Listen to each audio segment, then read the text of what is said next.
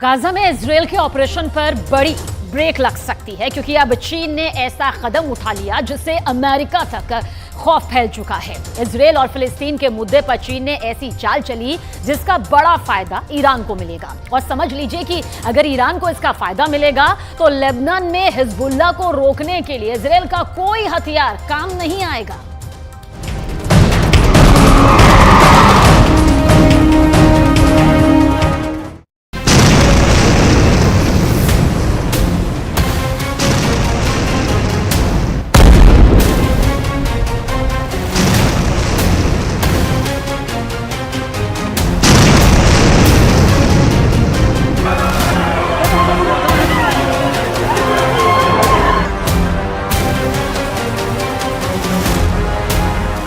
तबाही गाजा में हो रही है।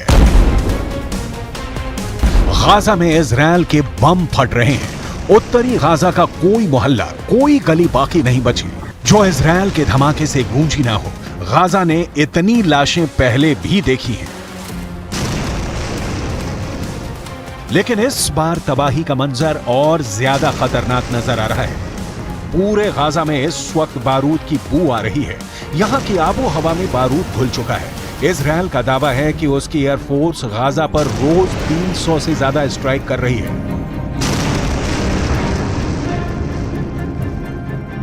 लेकिन गाजा से दूर दुनिया में दो जगह इस युद्ध को कंट्रोल करने के लिए 2 वॉच टावर तैयार हो चुके हैं।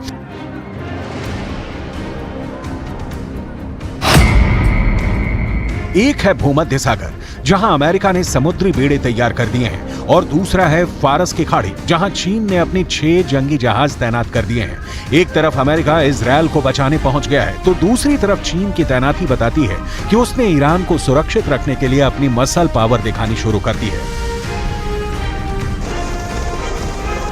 चीन की नौसेना अभी तक दक्षिण चीन सागर में अपनी ताकत दिखाती आई है, लेकिन इस बार फारस की खाड़ी में चीन के 6 जंगी जहाजों का पहुंचना बताता है कि गाजा और फिलिस्तीन का युद्ध अब दुनिया की सबसे बड़ी टक्कर में बदल सकता है। आप बिल्कुल ठीक समझे।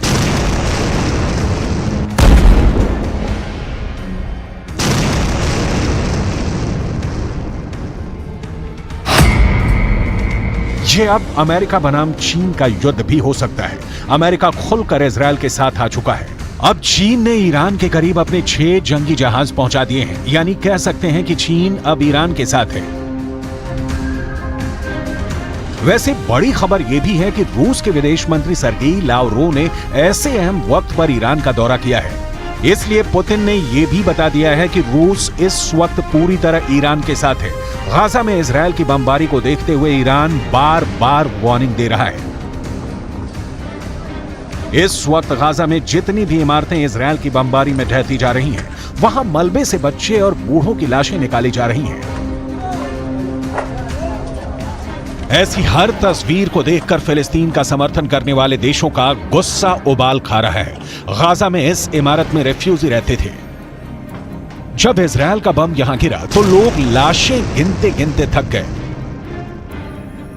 अब यहां चारों तरफ मलबा ही मलबा है। अंदाजा लगाना मुश्किल है कि इस मलबे में कितनी लाशें दबी हुई हैं।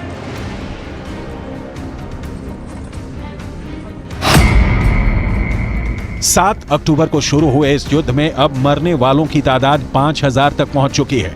इनमें बच्चों की तादाद करीब 2000 के करीब आ गई है, जबकि गाजा में हुई बमबारी में 14000 से ज्यादा लोग घायल हुए हैं।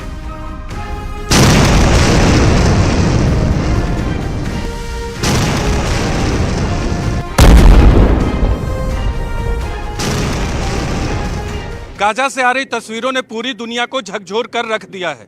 इस वक्त गाजा में दुनिया की सबसे बड़ी तबाही मची हुई है, और jैसे जैसे मरने वालों का आंकड़ा बढ़ता जा रहा है, पूरी दुनिया 2 खेमों में तेजी से बढ़ती जा रही है गाजा में तबाही को लेकर। इस बीच रिपोर्ट है कि जर्मनी के स्पेशल फोर्स की एक बड़ी टुकड़ी साइप्रस पहुंच चुकी है। जर्मनी की ये स्पेशल फोर्स अब साइप्रस में अमेरिका, इटली, नीदरलैंड्स और ब्रिटेन के स्पेशल फोर्स के साथ तैनात रहेंगी। यूरोप की तरफ से ऐसी तैनाती एक तरह से नाटो को भी इस युद्ध में खींच रही है। जर्मनी की स्पेशल फोर्स CSG-9 में दुनिया की टॉप क्लास की कमांडो टीम मानी जाती है। कहा जा रहा है कि जर्मनी ने इनको इसलिए तैनात किया है क्योंकि बड़े युद्ध के हालात में पश्चिम एशिया में मौजूद जर्मनी के नागरिकों को खतरा हो सकता है और तब ये टीम उनको बचाने के लिए ऑपरेशन में लगाई जा सकती है। जर्मनी के स्पेशल फोर्स CSG-9 बहुत ही आधुनिक हथियारों से लैस होती है और ये बंधकों को रिहा कराने में काफी माहिर मानी जाती है।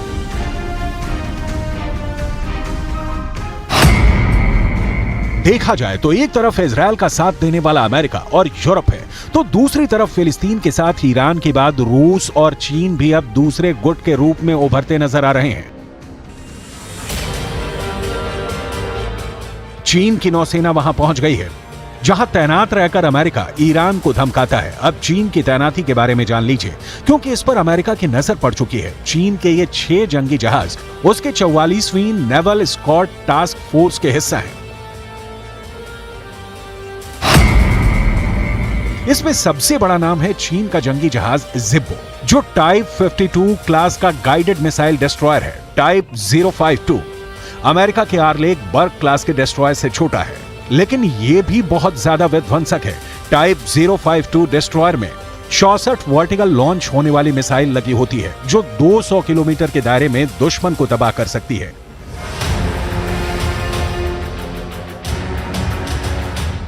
कुल मिलाकर यह चीन की तरफ से एक बड़ी स्टेटमेंट है जो उसने ईरान के पक्ष में दे दी है। चीन की यह टास्क फोर्स अमेरिका का कुछ खास नहीं बिगाड़ सकती, लेकिन इसका मौजूद होना ही एक बड़ा संदेश है। वहीं दूसरी तरफ भूमध्य सागर में अमेरिका ने बड़े ऑपरेशन के लिए 2-2 कैरियर तैनात किए हैं। ये ऑपरेशन ऐसे इलाकों में किए जाएंगे जहां से इजरायल के दुश्मनों को दूर रखा जा सके। इसलिए अमेरिका अपना जेराल्ड फोर्ड क्लास का कैरियर और आइजनहावर कैरियर को तैनात कर चुका है। अमेरिका ऐसे ही ऑपरेशन अफगानिस्तान और इराक में भी कर चुका है। ईरान को भी वो लगातार धमकी देता रहा है। इजरायल के लिए भी ये कैरियर बहुत बड़ा युद्ध छेड़ सकते हैं, उसे पूरी तरह कंट्रोल कर सकते हैं।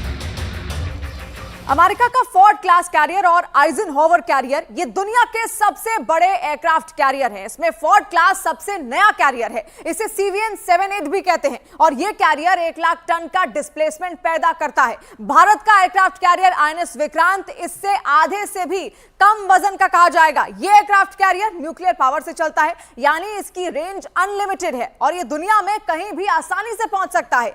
ये एयरक्राफ्ट कैरियर 56 किलोमीटर प्रति घंटे की रफ्तार से समंदर में चल सकता है और ये एक कैरियर की बहुत अच्छी रफ्तार कही जाएगी।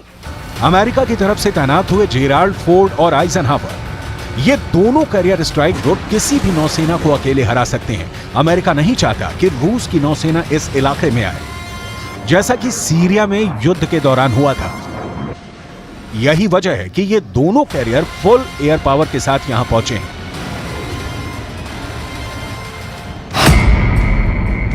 ये दोनों कैरियर ऐसे हैं जिन पर करीब 3,000 नौसैनिक तैनात किए जाते हैं, यानी ये दुश्मनों के लिए भी बहुत बड़ा टारगेट बन सकता है। दोनों एयरक्राफ्ट कैरियर पर 90 विमान और हेलीकॉप्टर तैनात किए जा सकते हैं। इनमें 75 तो सिर्फ लड़ाकू विमान है। अभी इस एयरक्राफ्ट कैरियर पर सुपर हॉर्नेट विमान तैनात है। इस पर से F-35 स्टेल्थ फाइटर भी ऑपरेट कर सकते हैं और उनको पूरी तरह से तैनात करने की तैयारी की जा रही है। इजरायल को मल्टी फ्रंट पर बचाने के लिए अमेरिका पूरी तरह से तैयार है। इसके लिए अमेरिका ने अपना F-35 फाइटर जेट भी तैनात कर दिया है। अब सवाल है कि F-35 का क्या इस्तेमाल होगा, तो जवाब है उत्तरी इजरायल और लेबनान के बॉर्डर पर इस वक्त युद्ध शुरू हो चुका है। בצפון, ביממה האחרונה, חיסלנו, כולל בשעות האחרונות, עוד חוליות מחבלים, סך הכל 8 חוליות מחבלים ביממה האחרונה, שניסו לשגר טילי נ"ט ורקטות, כאשר 7 מתוכם הרגנו עוד לפני שהצליחו בכלל לשגר. מתחילת המלחמה חיסלנו למעלה מ-20 חוליות כאלה של ארגון חיזבאללה. हिजबुल्लाह ने इजरायल के कई पोस्ट को एंटी टैंक मिसाइल से उड़ाने का दावा किया है और इसका वीडियो भी जारी किया है। वहीं इजरायल का दावा है कि उसने हिजबुल्लाह के 14 लड़ाकों को मार दिया है, जबकि हिजबुल्लाह का कहना है कि उसके 24 लड़ाके अब तक मारे गए हैं। हिजबुल्लाह इस वक्त इजरायल को टक्कर देने वाला सबसे बड़ा मिलिशिया बन चुका है, जिसको ईरान की भी पूरी मदद मिलती है।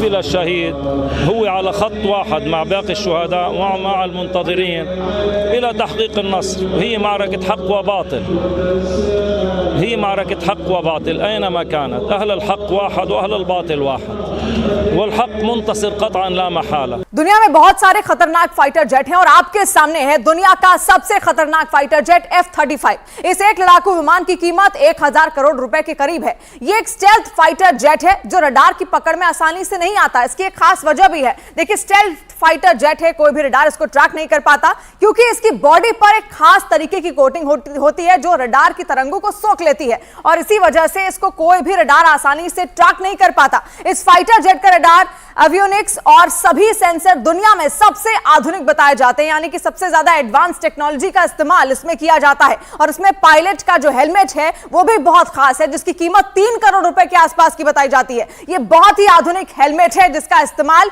इसको चलाने के लिए यहां पर किया जाता है। तो देखिए कितने आधुनिक जो तकनीक है उसका इस्तेमाल यहां पर किया जाता है। स्टेल्थ फाइटर जेट है, कोई भी रडार इसको आसानी से ट्रैक नहीं किया जाता और इसका जो हेलमेट है जो पायलट पहनता है वो भी बेहद खास और महंगा है। F-35 में मिसाइल को इसकी बॉडी के अंदर छुपाया जा सकता है। इसे इंटरनल बे कहते हैं ताकि दुश्मन को रेडार सिग्नेचर नहीं मिले। अमेरिका चाहता है कि उसकी एयर पावर पूरी तरह से बिना किसी चैलेंज के ऑपरेट करे, फिर चाहे सामने कोई भी रडार क्यों ना हो। F-35 यही ताकत अमेरिका को देता है।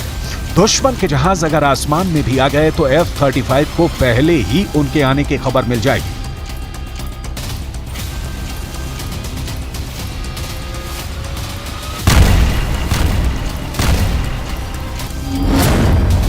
इनके विंग्स में 10 रेडियो एंटीना लगे हैं ताकि दुश्मन के रेडार की वार्निंग मिल सके। इस विमान का कंप्यूटर सिस्टम ऐसा है जिस पर दुश्मन इलेक्ट्रॉनिक अटैक नहीं कर सकता है, यानी इसे हैक नहीं किया जा सकता। इसकी अधिकतम रफ्तार करीब 2000 किलोमीटर है और ये 50,000 फीट की ऊंचाई तक उड़ सकता है।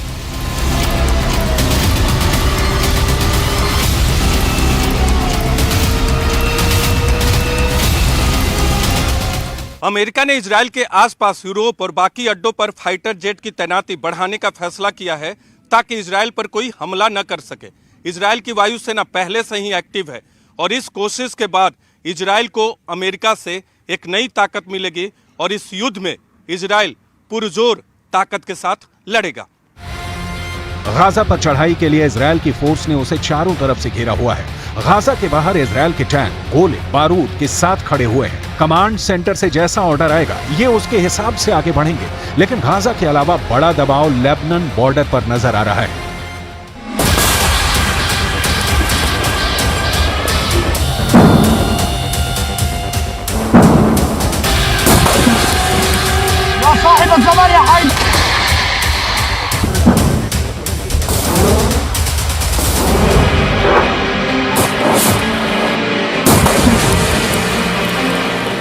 समझ लीजिए कि इस वक्त गाजा के अलावा इजरायल और लेबनान के बॉर्डर पर जो आग लगी हुई है, ये आग कब युद्ध को 10 गुना भड़का सकती है, इसके बारे में दुनिया में सिर्फ 4 लोग जानते हैं।